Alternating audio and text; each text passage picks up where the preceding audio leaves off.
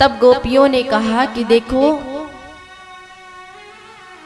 एक पतिव्रता स्त्री थी और वह भी अपने दाम्पत्य जीवन में दोनों पति पत्नी बड़े ही प्रेम से रह रहे थे। दोनों में बड़ा प्रेम था, एक दूसरे के बिना कोई कार्य नहीं करते।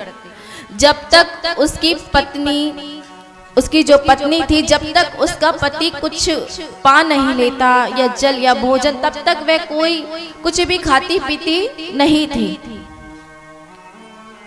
अपने पति को ही वो भगवान बना बैठी थी। एक बार किसी कारणवश उसके पति को काम के लिए बाहर जाना पड़ गया। अपने शहर से बाहर 10 दिन के लिए जाना पड़ा। जब जाना पड़ रहा था, वह अपनी पत्नी से कहने लगा, देखो मुझे कुछ एक 10 दिन के लिए मुझे कहाँ जाना है, बाहर जाना है।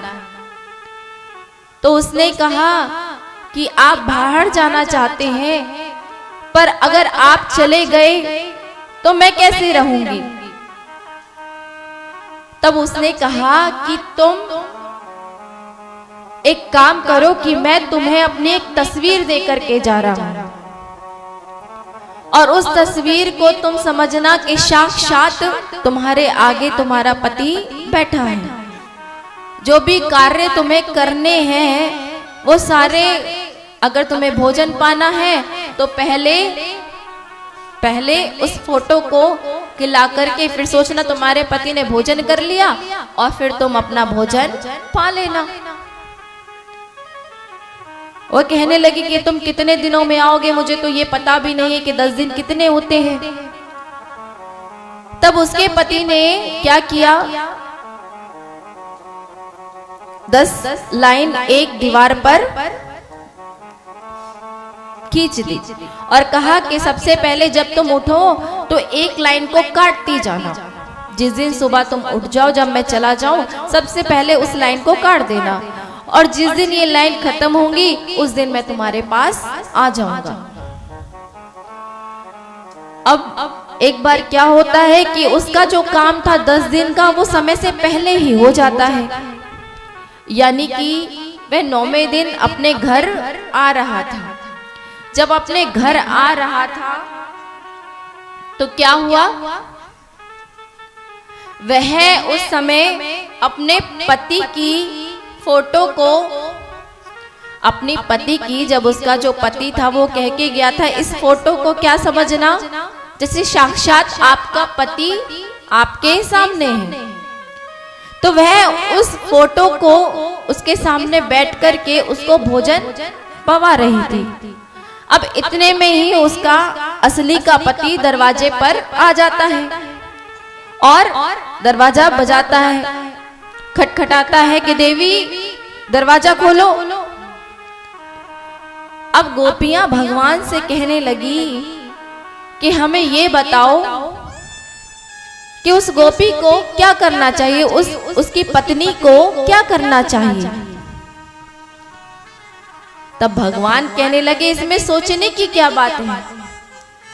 जब साक्षात उसके पति उसके दरवाजे पर खड़े हैं तो नकली पति की क्या आवश्यकता। जो फोटो में है वह तो नकली ही है ना।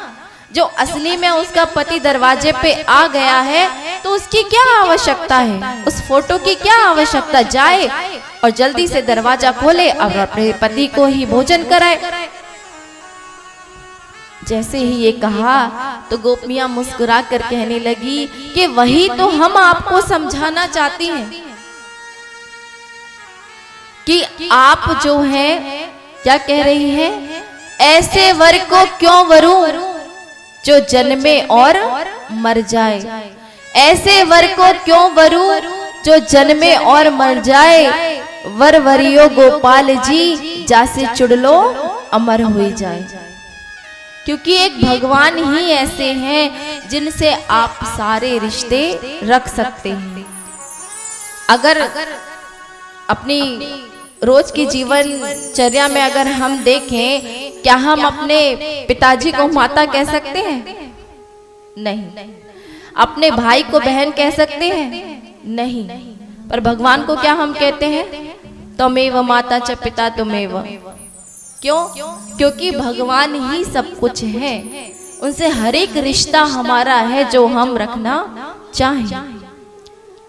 गोपियों ने जब ये बात समझाई तो भगवान समझ गए ये गोपी ऐसे नहीं मानने वाली, और यही मेरी सच्ची पुजारन है और यही मुझसे सच्चा प्रेम करती है।